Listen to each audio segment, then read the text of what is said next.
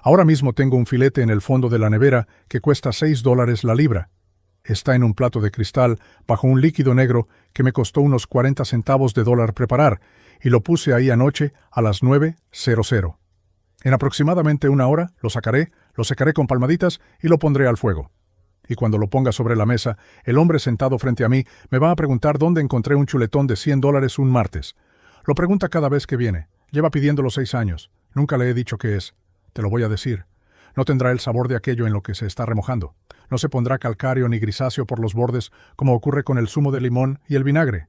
No hará falta un ablandador de carne con agujas que perfore 200 agujeros en un buen trozo de carne. No hará falta ningún paquete de especias en polvo blanco del pasillo de especias. No necesitará 14 ingredientes ni una botella de salsa de soja para esconderse detrás. No te costará ni $1 más de lo que ya has gastado esta semana. Hace una sola cosa. Hace que un músculo que está trabajando se comporte como uno perezoso. Mi nombre es Frank Miller. Me dedico a cortar carne para ganarme la vida. 31 años detrás de un bloque, la mayor parte en una tienda, donde conocía a cada cliente por su pedido habitual y el día de la semana en que entraban. He despiezado más cuartos traseros de los que podría contar. Mis manos ya no se estiran del todo. Mi hombro derecho me avisa cuando va a llover, y normalmente acierta. Y hace 11 años que no compro un chuletón para mi propia mesa, ni uno, ni en Navidad, ni en un cumpleaños, ni cuando toda la familia venía de otro estado. Sé lo que hay al otro lado de ese cristal y sé lo que vale. El chuletón no es eso.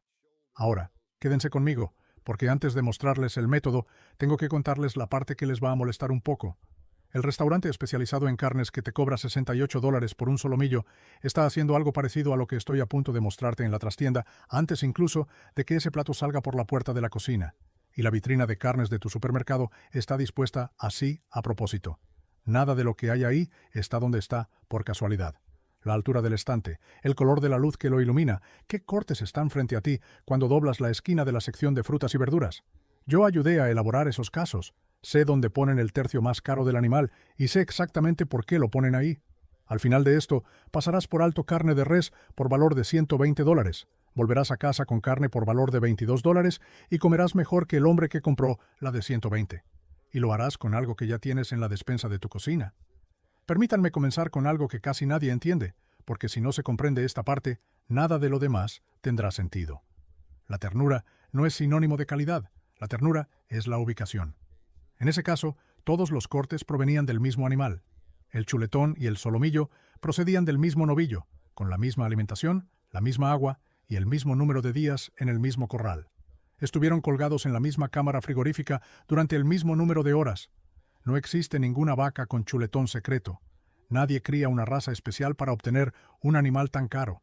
La única diferencia entre esos dos trozos de carne es la función que desempeñaba el músculo mientras el animal estaba vivo.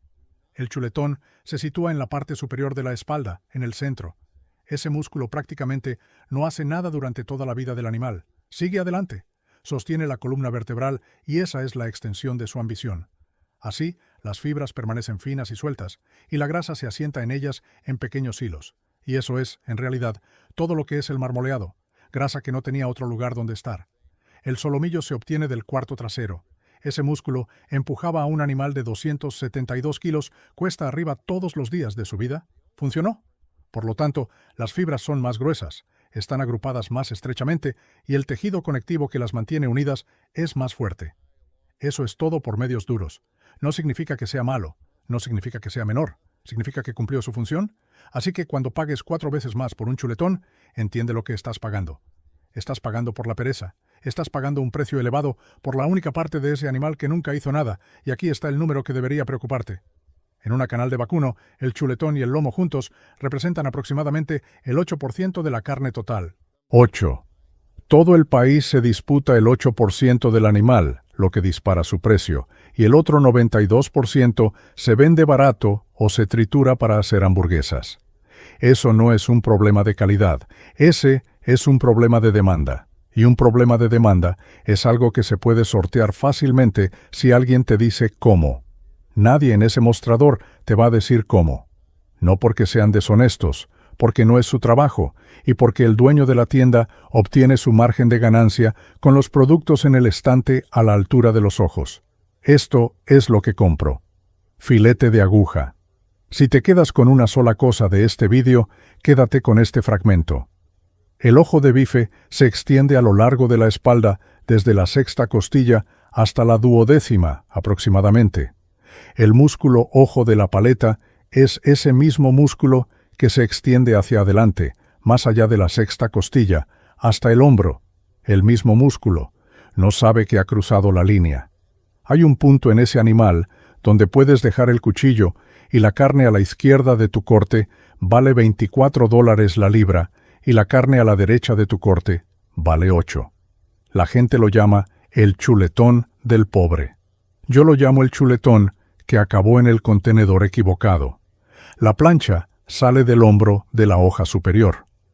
Durante la mayor parte del siglo pasado, nadie vendía este corte porque tiene una gruesa capa de cartílago que recorre el centro del músculo, lo que lo hace completamente inutilizable. Entonces, algunos científicos cárnicos universitarios examinaron el animal músculo por músculo y descubrieron que si se corta a lo largo de esa línea, en lugar de a través de ella, se obtienen dos trozos planos que resultan ser el segundo músculo más tierno de todo el novillo. En segundo lugar, está en todas partes, en los estantes, y la gente pasa de largo porque nunca ha oído el nombre Denver.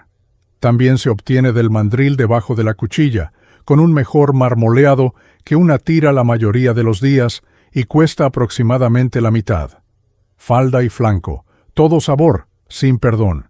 Caliente, rápido, cortado en lonchas finas a contrapelo o estarás masticando un cinturón. Y solomillo, que es lo que tengo en remojo esta noche. La elegí a propósito porque, de todas las que acabo de mencionar, es la prueba más difícil. Si esto funciona con un solomillo, funciona con cualquier cosa. Ahora bien, ¿de dónde salió esto? Porque yo no lo inventé, y no voy a quedarme aquí parado y dejar que pienses que lo hice. El hombre que me entrenó se llamaba Walt. Él tenía el bloqueo antes que yo y lo había estado usando desde que regresó de Corea. Walt no leyó nada. Walt nunca había oído la palabra marinada salir de la televisión. Walt tenía una olla fría en el mostrador trasero de la tienda y al final del día, cualquier trozo de carne magra que se llevara a casa para su esposa lo ponía allí durante la noche. Lo llamó dar por terminado el asunto. Ese era todo su vocabulario. Ponlo en la olla antes de acostarte, sácalo por la mañana, sécalo y cocínalo. Todos los hombres de esa tienda lo hacían, y ninguno de nosotros podría haberte dicho por qué funcionaba. Sabíamos que funcionaba. Ese es un tipo de conocimiento diferente, y según mi experiencia, es el más fiable. He dedicado bastantes años a averiguar el porqué, y ahora puedo explicártelo, y ese porqué es lo que te impedirá arruinarlo. Lo que hay en la cafetera es café. Café negro fuerte, bien frío. Ese es el truco. Y antes de que me digas que has oído hablar de las mezclas de café y las costras de café, esto no es eso. Una rociada se queda en el exterior y quema. Estamos hablando de un baño relajante. He aquí por qué el café y no otra cosa. Y esto importa porque la razón por la que el café funciona es la misma razón por la que todo lo demás que has probado te ha decepcionado. Cada adobo que te hayan dado alguna vez funciona con ácido o con enzimas. El vinagre se sitúa alrededor de un pH de 2,5. El jugo de limón es aproximadamente 2. Esos son agresivos. Descompondrán las proteínas. Por supuesto que sí, y lo harán tan rápido y con tanta fuerza que, a los 30 o 40 minutos, la parte exterior del filete se habrá vuelto calcárea, gris y fibrosa. Y eso sin siquiera haberle aplicado calor. La piña y la papaya son peores porque contienen enzimas reales, como la bromelina y la papaína. Y una enzima no sabe cuándo dejar de funcionar. Si dejas un filete en jugo de piña durante toda la noche, obtendrás algo con la textura del pan mojado. El café tiene un pH aproximado de 5. Es un ácido débil. Es lo suficientemente suave como para que un filete pueda reposar en él durante 12 horas sin que la superficie sufra ningún daño. Y esa es toda la ventaja. No es que sea más fuerte, sino que es más débil. Funciona con la suficiente lentitud como para que el tiempo haga el trabajo en lugar de la fuerza. Walt no sabía nada de eso. Walt simplemente sabía que la olla nunca arruinaba nada, que es la misma conclusión a la que se llega desde el otro extremo, y además se obtienen dos cosas más que el vinagre no ofrece. El café de tueste oscuro está repleto de melanoidinas y azúcares residuales del tueste, y cuando entra en contacto con una parrilla caliente, se forma una costra más rápida y oscura que la que se formaría en un filete sin tostar. Eso es el proceso de Maillard, y ahí es donde reside la mayor parte de lo que consideramos sabor a bistec. Lo segundo es que si le echas sal al café, y deberías hacerlo, la sal empieza a hacer efecto al mismo tiempo, y la sal penetra. La sal penetra más en un trozo de carne que cualquier ácido. Ahora bien, permítanme serles sincero sobre algo, porque hay una afirmación que circula en todos los videos de cocina de este sitio web, y no es cierta. Un adobo no penetra completamente en un filete, no llega al centro, nunca lo ha hecho. Si dejas un filete en remojo durante 4 o 40 horas, probablemente solo consigas una penetración real de 1/8 de pulgada. Lo sé porque las he abierto y las he examinado innumerables veces por pura curiosidad en tardes tranquilas.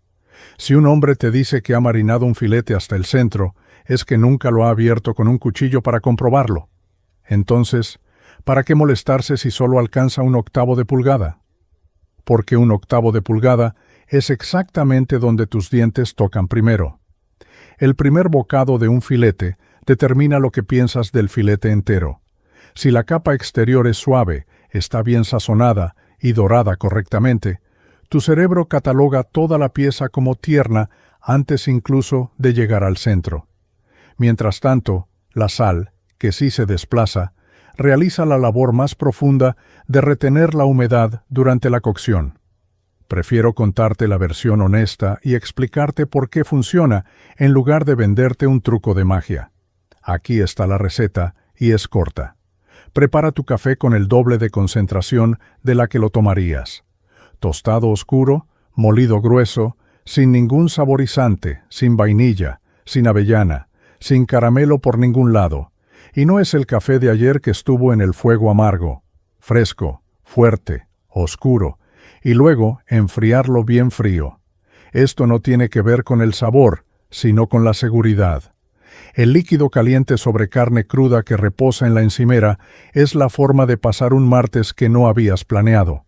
Entraba frío y se mantuvo frío todo el tiempo en el refrigerador. Por cada 2 tazas de café, agregue una cucharada de sal kosher y revuelva hasta que se disuelva. Esa es la salmuera que corre junto con el ácido. Coloca los filetes en una fuente de vidrio o en una bolsa con cierre hermético y vierte la salsa por encima hasta que queden cubiertos. Con unas 4 tazas me bastó para 2 filetes de solomillo. Si utilizas una bolsa, colócala en posición vertical, saca el aire de los lados antes de sellarla y luego extiéndela sobre una superficie plana. 4 horas es el mínimo. De 8 a 12 es cuando la cosa se pone interesante. No te excedas de las 24 horas. Después de un día, ya no hay nada que ganar y la superficie empieza a perder su brillo. Cuando salga, y aquí es donde la mayoría de la gente tira todo lo que acaba de hacer, sécalo bien con una toalla. Toallas de papel, por ambos lados, también por los bordes, y hágalo en serio. La carne húmeda no se dora, se cuece al vapor y el vapor es gris. Cada gota de humedad que queda en esa superficie es calor que se consume hirviendo agua en lugar de formar una costra. Entonces, déjalo descansar un poco más. Colócalo sobre una rejilla, sin tapar, de nuevo en el refrigerador. Durante los 45 minutos que transcurren mientras se enciende el fuego, el aire frío y seco elimina la última humedad de la superficie y obtendrás una costra como si hubieras pagado por ella. La temporada viene después de ese descanso, no antes. Sal gruesa, pimienta negra molida, ajo si lo desea. Ya lo has salado en la salmuera, así que ponle menos sal de la que te dicte tu instinto. Ahora bien, aquí está la pieza que nadie menciona en estos videos, y es la pieza que realmente cierra la brecha entre un bistec de $6 y uno de $100. Un adobo no puede producir vetas de grasa. Todo lo que acabo de describir ablanda los músculos. Nada de eso añade grasa a ese músculo, y la grasa es la mitad de la razón por la que un chuletón sabe como sabe. El marmoleado se derrite mientras se cocina el filete y se rocía la carne desde el interior. Un solomillo magro no tiene con qué rociarse, así que hay que darle algo. Pídele al hombre que atiende en la carnicería recortes de grasa de res, no cebo, solo recortes. Él lo corta todo lo que toca durante todo el día, y la mayoría de las tiendas te dan una bolsa gratis o casi gratis, porque el único otro lugar al que va es al barril. Llévalo a casa, córtalo en trozos, ponlo en una sartén a fuego muy bajo y déjalo reposar 1 o 2 horas. Se funde y se vuelve transparente y dorado. Cuélalo, envasa en frascos, guárdalo en el refrigerador donde se conservará perfectamente durante meses. Y eso es cebo. Eso es lo que cocinaba tu abuela antes de que alguien le dijera que no lo hiciera. Walt guardó una lata de café llena de esa bebida en el estante trasero durante toda su carrera, y en los últimos 2 minutos de una cocción la vertía con una cuchara sobre un filete magro y dejaba que se escurriera por la costra. He visto a gente comerse un trozo de carne de primera calidad de ese bloque, y me juran que era de primera. 2 minutos antes de retirar el filete del fuego, vierte una cucharada de cebo por encima. Esa es toda la cuestión. No se puede añadir vetas de grasa, se puede volver a añadir la grasa. Y ahora el fuego, 2 zonas, todas las brasas amontonadas a un lado, nada al otro. Esa es la única configuración que utilizo, y no la he cambiado en 30 años. El bistec se empieza a cocinar a temperatura ambiente, con la tapa cerrada. El proceso es lento, y precisamente la lentitud es clave, porque un músculo grueso y en funcionamiento que recibe un fuerte calor se contrae y exprime su propia humedad directamente hacia afuera. Súbelo suavemente, y en lugar de eso, se relajará dentro de él. Lo estás sacando del lado frío a 105, tal vez 110 grados en el centro.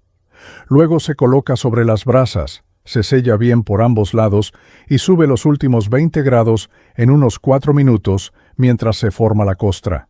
Consigue un termómetro.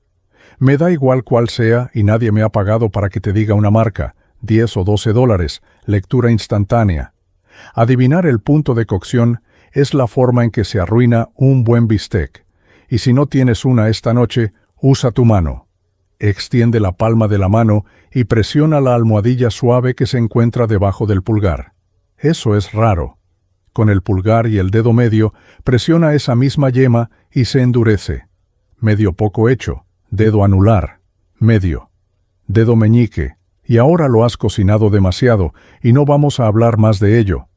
A una temperatura de entre 130 y 135 grados fuera del fuego para un término medio, sube otros 5 grados mientras reposa, así que retíralo pronto. Siempre sube, siempre. Déjelo reposar 10 minutos sobre una tabla. No lo cubras con papel de aluminio. Lo único que hace el papel de aluminio es atrapar el vapor y deshacer la costra que te ha costado 12 horas conseguir. Luego córtalo en rodajas y córtalo a contrapelo, y quiero un segundo sobre esto, porque es el último lugar donde la gente tira todo a la basura. Observa la superficie y averigua la dirección en la que discurren las fibras. Parecen vetas de madera en una tabla. Quieres que tu cuchillo cruce esas líneas, no que corra a lo largo de ellas. Cortar a contrapelo, trocea todas esas fibras largas en pedazos cortos antes de que lleguen a tu boca. Estás masticando con el cuchillo en lugar de con los dientes. Y en el caso del solomillo, ten cuidado porque la veta cambia de dirección a mitad del corte. No es una recta continua como una pista de carreras. Es posible que tengas que darle la vuelta al filete a la mitad y terminar de cocinarlo desde otro ángulo. He visto a un hombre hacer todo bien durante 12 horas y luego cortar la fibra de la madera a lo largo y quedarme allí preguntándome por qué estaba correosa. Rebanadas finas a contrapelo, siempre. Ese es el método. Café, sal, 12 horas, secarlo bien, 2 zonas, cebo al final, cortarlo transversalmente. Déjame decirte cuánto cuesta, porque la aritmética es el argumento. El solomillo costaba alrededor de $6 la libra. El café, para ser exactos, cuesta unos 40 centavos. La sal es una moneda de 5 centavos. El cebo fue gratis porque lo pedí. Digamos que todo cuesta $11 para 2 personas comiendo bien. Esas mismas 2 personas, en un restaurante de carnes, están viendo 140 antes de que nadie beba nada. Y no voy a quedarme aquí parado diciéndoles que un solomillo se convierte en un chuletón. No lo hace. Un chuletón es un chuletón, y hay una razón por la que cuesta lo que cuesta. Lo que les digo es que la distancia entre ellos es mucho menor de lo que sugiere la diferencia de precio, y que toda esa distancia reside en la técnica, y la técnica es gratuita. Nadie me pagó por nada de esto. En la descripción no hay nada que comprar. No tengo ninguna alfombra con mi nombre en la etiqueta y no pienso tenerla. El día que tenga algo que venderte, ese día deberías dejar de creerme. Ahora bien, lo que me ha estado rondando la cabeza últimamente es que la carne de res cuesta más en este país ahora mismo que nunca. La manada nacional es la más pequeña que ha sido desde principios de la década de 1950. La sequía arrasó con los pastos, el coste de los piensos con el resto. Los ganaderos vendieron su ganado reproductor y una vez que vendes una vaca, no obtienes un ternero de ella la primavera siguiente. Eso no se soluciona solo en una temporada, se soluciona solo con el paso de los años. Así pues, lo que está ocurriendo en las cocinas de todo el país es que el filete del domingo se está convirtiendo discretamente en el filete de cumpleaños. El filete de cumpleaños se convierte en filete de aniversario y finalmente, una familia que ha comido carne de res todas las semanas durante 4 generaciones simplemente deja de hacerlo y se dice a sí misma que de todos modos iban a reducir su consumo. Me he quedado detrás de ese mostrador y he visto a un hombre hacer los cálculos mentalmente, dejar el paquete en su sitio y salir de la tienda. Y yo sabía exactamente lo que acababa de suceder, y no había absolutamente nada que me permitieran decirle al respecto. Así pues, esto es lo que me está permitido decir ahora. No te has quedado sin carne de res por el precio.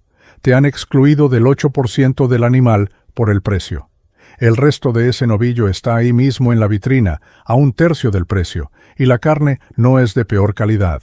Es carne que tuvo un trabajo, un músculo que trabajó y una cafetera fría, y 12 horas dejándola reposar te llevarán casi hasta un lugar que pensabas que ya no podías permitirte. Y el sector lo ha sabido desde siempre. Todos los carniceros con los que he trabajado se alimentan de la parte más barata del animal, y siempre ha sido así. No somos listos. Nosotros simplemente pasamos nuestras vidas al otro lado del cristal y podemos ver lo que ustedes no pueden. Así que, haz esta semana. Ve a comprar un chuck eye o un sirloin.